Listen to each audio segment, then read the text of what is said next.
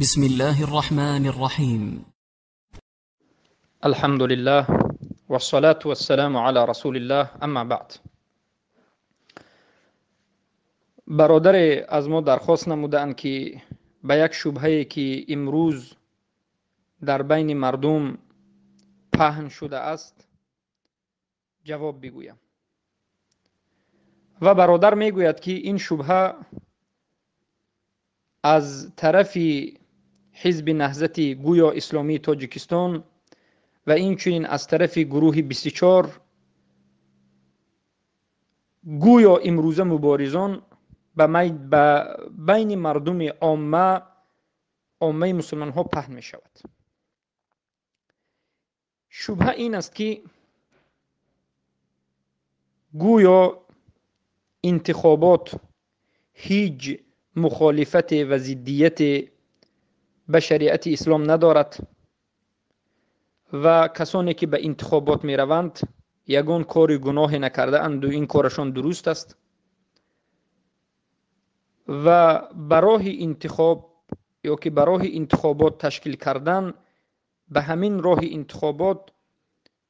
انتخاب کردن پیشوای پرزیدنت مسلمان امیر ولی خلافه جایز است.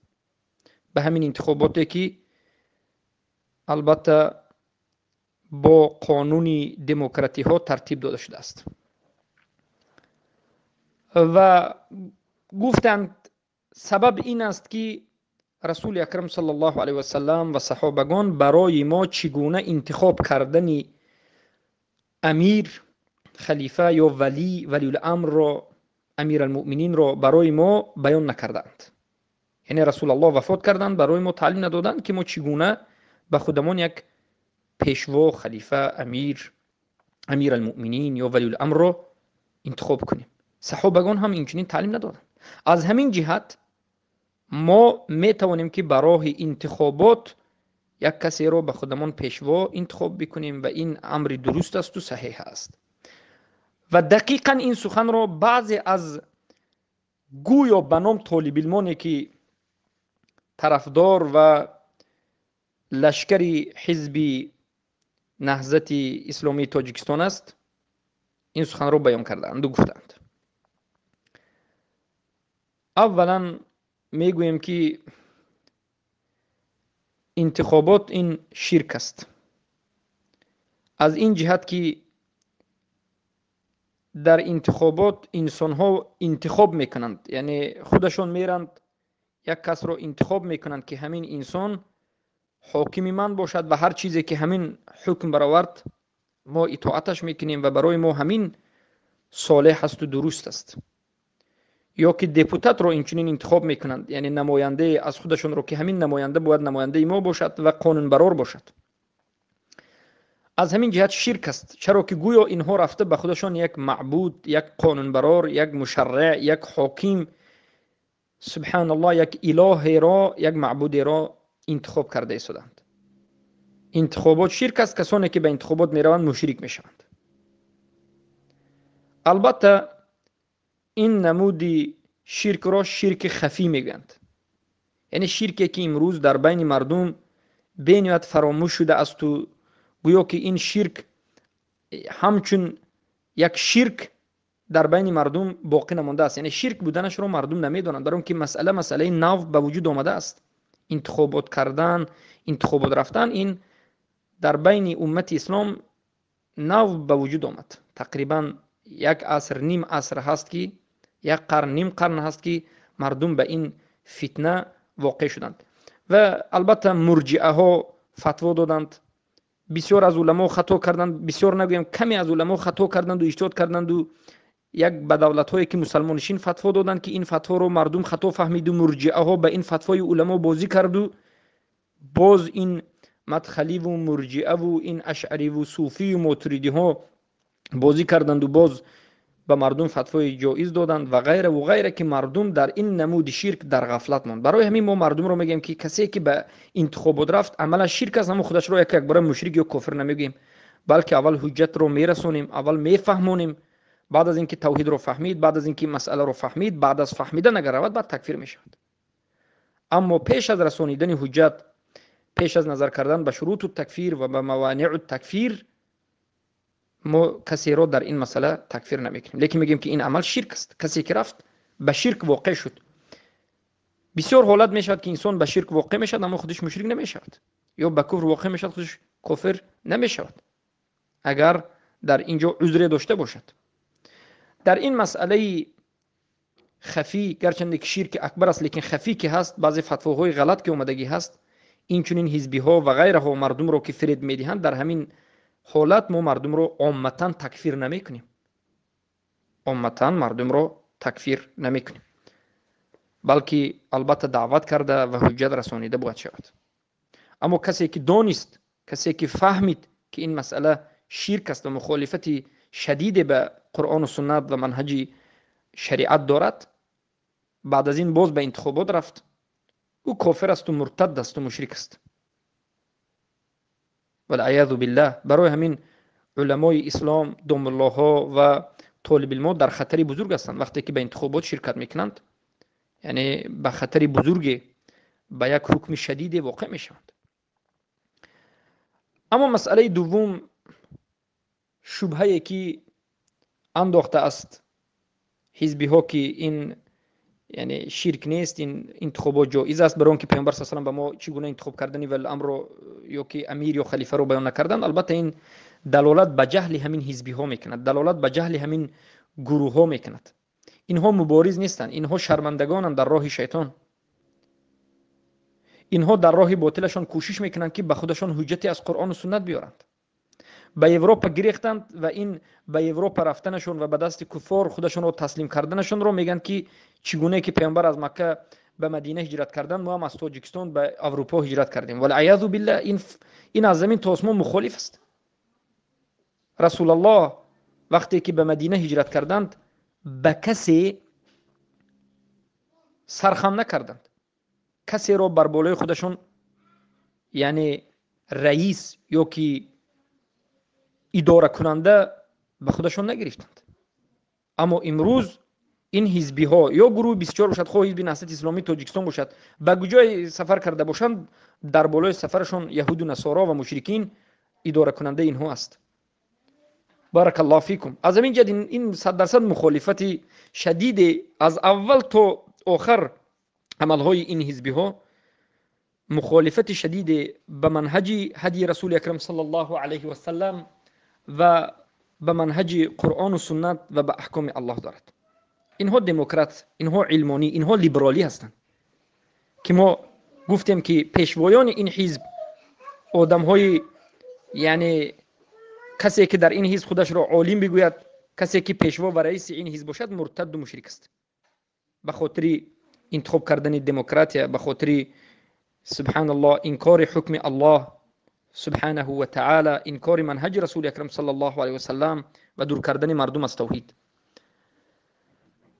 اما در مسئله این میگم که در این مسئله هم اینها جهالت خود را بار دیگر نشان دادند، بلکه رسول اکرم صلی الله علیه و سلم به ما تعلیم دادند که چگونه ما امیر المؤمنین یا خلیفة المسلمین یا که ولی الامر را انتخاب بکنیم. اهل سنت و جماعت میگن که به سنت و به اجماع دو راه را به ما رسول اکرم صلی الله علیه و سلم بیان کردند. و یعنی از نظر سنت و اجماع وقتی که میبینیم دو راه برای ما ذکر شده است، دو راه برای ما بیان شده است که به واسطه همین دو راه ما میتوانیم، مسلمان ها، مؤمنین، امت اسلام میتواند به خودش خلیفه یا ولی الامر یا که امیر المؤمنین را انتخاب بکند. راه اول که هم به سنت صحیح رسول اکرم صلی الله علیه و سلم ثابت شده است و هم به اجماع ثابت شده است، اجماع صحابه، این راه اهل الحل والعقد، بعضی از علما اهل العقد والحل میگن. در علم سیاست شرعی این مسئله را انسان میتواند که به کلی دسترس کند یا که ببیند. بارک الله فیکم.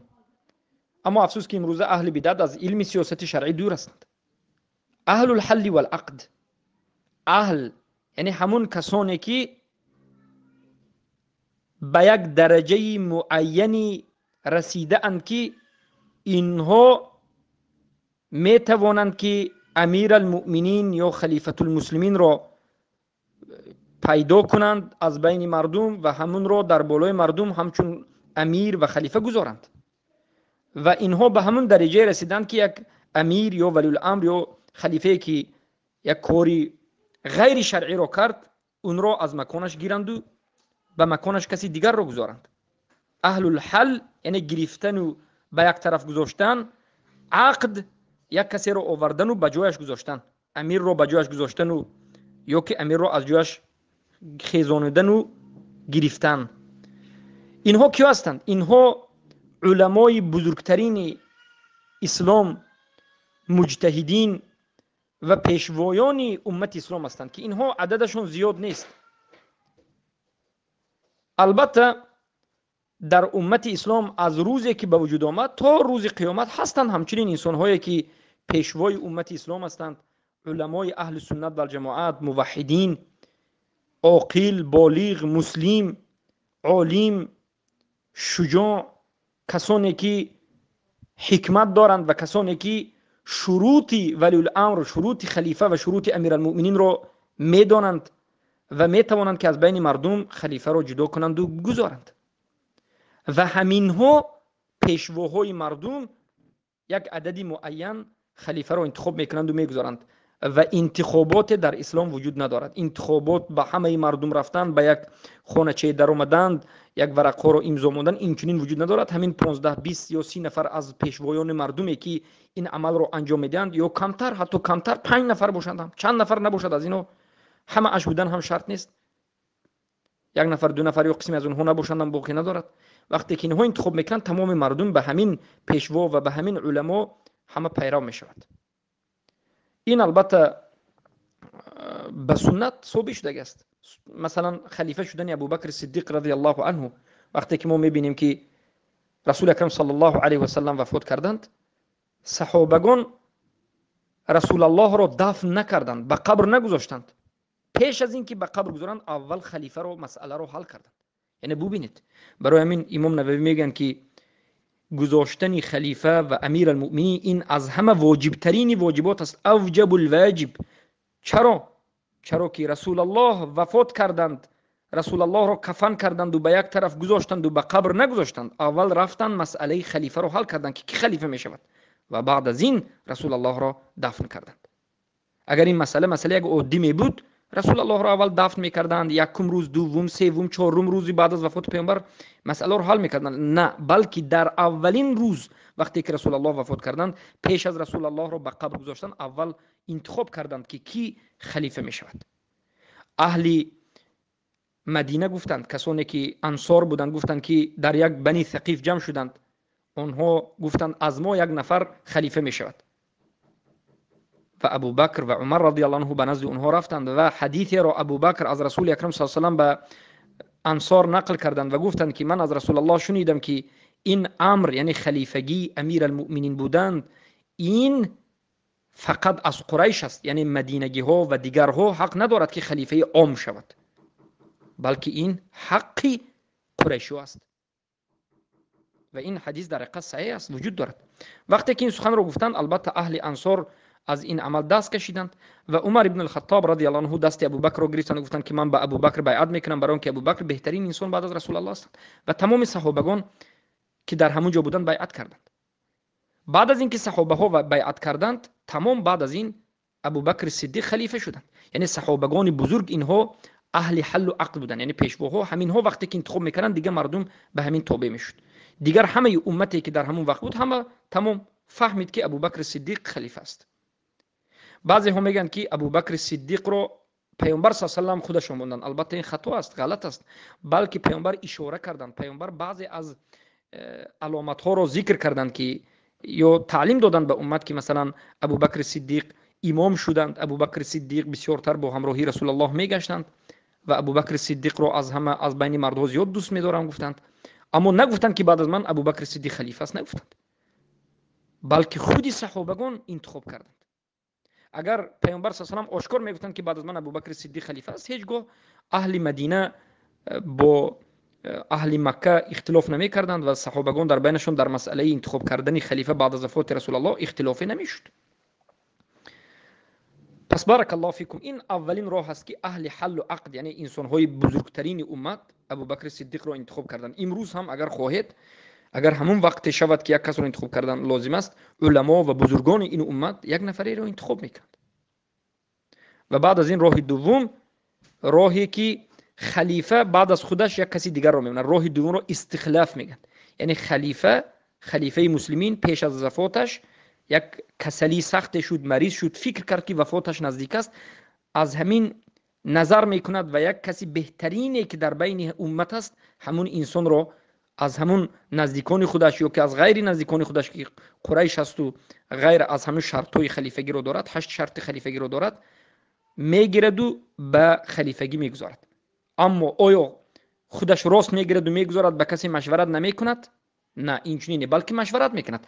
یعنی اول یک کس رو انتخاب میکند و بعد از اینکه انتخاب کرد، آهسته به همون علمای بزرگترین امت، پیشواها که اینها باز همون اهل حل و عقد هستند، با همونها مشورت میکند و بعد از گرفتن مشورت اونها این انسان رو قبول یا که قبول نمیکند. چخیلی که ابوبکر صدیق بعد از خودشون عمر ابن الخطاب رضی الله عنه رو گذاشتند.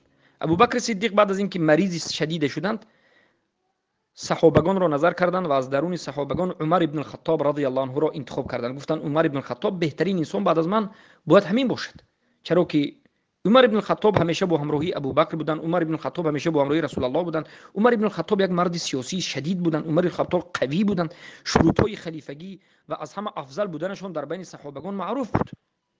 وقتی که ابوبکر صدیق عمر ابن الخطاب را انتخاب کردند، رفتند با دیگر صحابگان کبار بزرگ مشورت گرفتند. گفتند ای صحابگان بزرگ، ای اهل بدر، شما ببینید که من همین عمر را میخوام که بعد از خودم خلیفه باشد. اهل حل و عقد صحابگان بزرگ راضی شدند. بعد از این ابوبکر صدیق عمر را بعد از خودشون اعلان کردند که خلیفه است. پس بارک الله فیکم، بدو یا بهترین پیشوایان علما انتخاب میکنند و یک کسی را میگذارند، یا که خلیفه بعد از خودش یک با مشورت اهل حل و عقد یک کسی را میگذارد. و با همین راه اهل سنت و الجماعت میگن که خلیفه، امیر، ولی الامر گذاشته میشد. اما این راه را البته این حزبی ها، این گمراه ها، این دموکرات علمانی و لیبرالی ها نمیداند و دانسته هم نمیتواند، چرا که اینها منهج از سنت و از اجماع اهل سنت و الجماعت دور است و اینها البته تماما در همه مسائل قریب که خودشون را از اهل سنت و الجماعت جدا میکنند. و برای همین نصیحت میکنیم که از این نمود شبهه ها دور باشید و اصلا سخن این گمراهان را گوش نکنید. بارک الله فیکم.